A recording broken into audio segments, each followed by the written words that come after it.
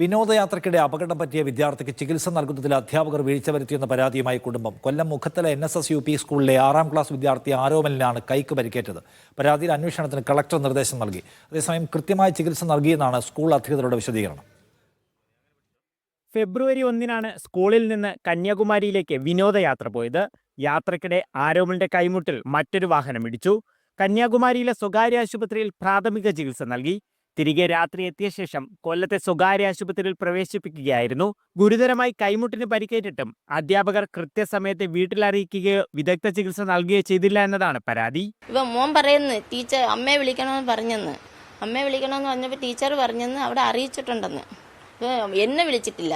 അവരെന്തുകൊണ്ട് medical കോളേജിൽ എത്തിച്ചില്ല എന്നുള്ളത് നമുക്ക് ഏറ്റവും വലിയ പരാതി. അത് ബ്ലഡ് തരുമ്പോൾ കൊച്ചിൻ്റെ അവസ്ഥ അത് ദയനീയമായ അവസ്ഥയായിപ്പോയി കൊച്ചിന്. വേദന കൊണ്ട് പുളഞ്ഞ ആരോമലിനെ ബസ്സിൽ അധ്യാപികയ്ക്കൊപ്പം ഇരുത്തിയ ശേഷം മറ്റുള്ളവർ സ്ഥലങ്ങൾ കാണാൻ പോയതായും പറയുന്നു.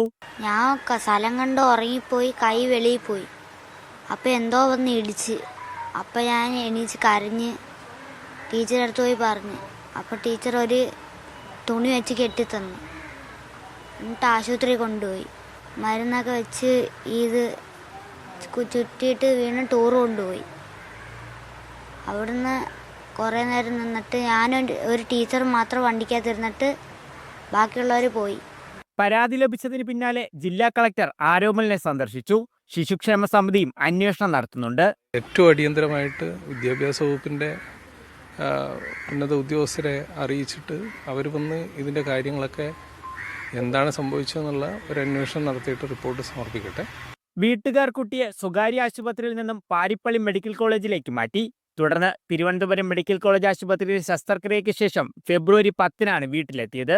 സ്വകാര്യ ആശുപത്രിയിലെ ചെലവ് താങ്ങാൻ കഴിയാത്തതിനാലാണ് സർക്കാർ ആശുപത്രിയിലേക്ക് മാറ്റിയതെന്ന് കുടുംബം പറയുന്നു. അതേസമയം കുട്ടിക്ക് ചികിത്സ നൽകുന്നതിൽ വീഴ്ച ഉണ്ടായിട്ടില്ല എന്നതാണ് സ്കൂളിന്റെ വിശദീകരണം. അന്വേഷണ റിപ്പോർട്ടിന്റെ അടിസ്ഥാനത്തിലാകും തുടർ നടപടി. ലിജോ റോളൻസ്, മീഡിയ 1, കൊല്ലം.